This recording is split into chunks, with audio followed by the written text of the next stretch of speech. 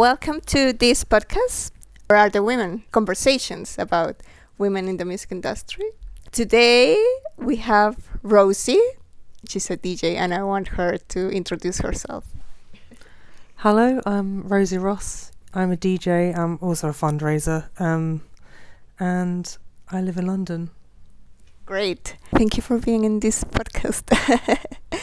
So Rosy, I want to ask you, have you felt discriminated as a woman in this DJ sector? So I think I've been very lucky in that my entry into DJing was with a collective called Sisu, and they were super supportive, and my other entry into it was through Threads Radio, and working with a lot of people who were genuinely interested and there for the music, and with Sisu were deliberately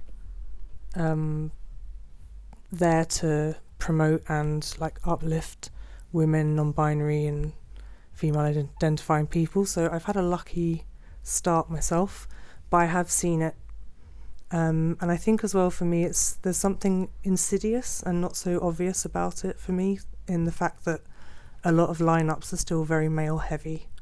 So there's so many amazing DJs who aren't male at the moment and have been for a long time, and it's interesting how a lot of them are written out of history and how a lot of them don't appear on the lineups as much as they should even today.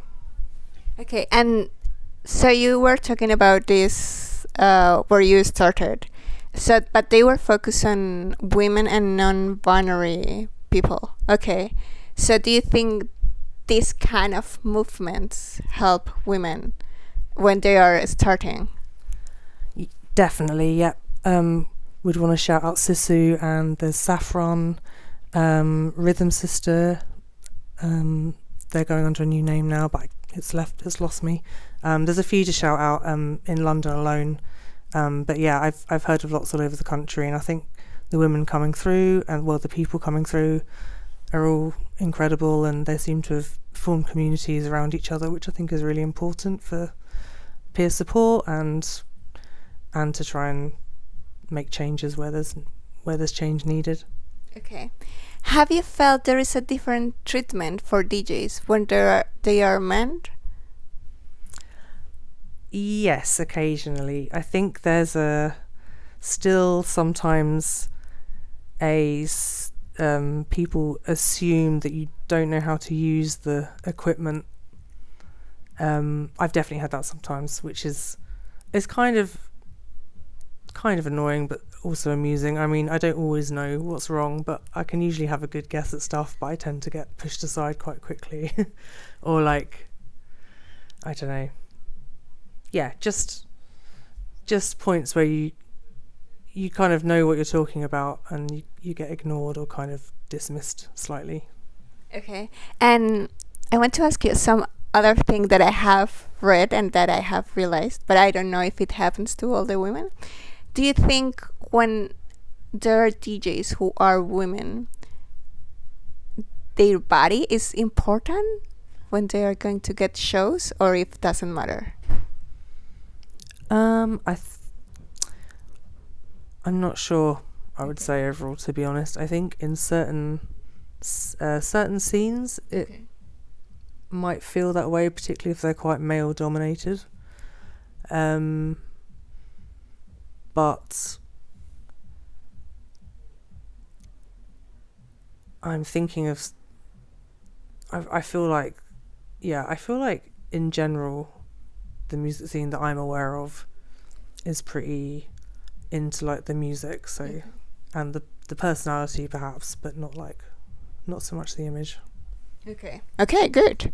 And have you felt any other difference in the treatment for women? Have you found any other difference? I would say sometimes in terms of the thing I think of first is actually interviews. I think sometimes female DJs get asked different questions to male DJs. That feels like something across the board though, with actors as well, and anyone, all sorts of artists. I think there's very noticeable difference in what people are interested in sometimes. Like women, it might be more like how old they are and if they have kids. I feel like there's less interest in those kind of things. Okay, and what other questions they ask that they don't ask men? To be honest, all I can think of is like this one, one or two examples of like people sort of talking about people's age and what they're wearing a bit more if they're female, but I can't think of like specifics. So according to your experience, what do you think women can do that this could change, this gap between men and women? I think for me it's about, and it's not just about men and women, it's also about like people of colour and queer people. I think there needs to be a lot more diversity in people who are owning, like running clubs and editing the whatever magazines are left over about music these days. The kind of people at the top who are controlling culture and that tend to be white men, white straight men, because of the money involved. So I suppose there needs to be a lot more funding available, I think, just to help people move up into positions of a bit more power who are more diverse, and I think that would naturally change everything. Okay, perfect. And final question. What advice would you give to new DJs, women, who wants to be in the scene?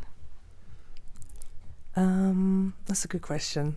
I would say be yourself and find a community so you can support each other. Okay, perfect. Thank you, Rosy, for being in this podcast. And I started with this question, where are the women? And as you could hear, women are here to support each other, to help each other.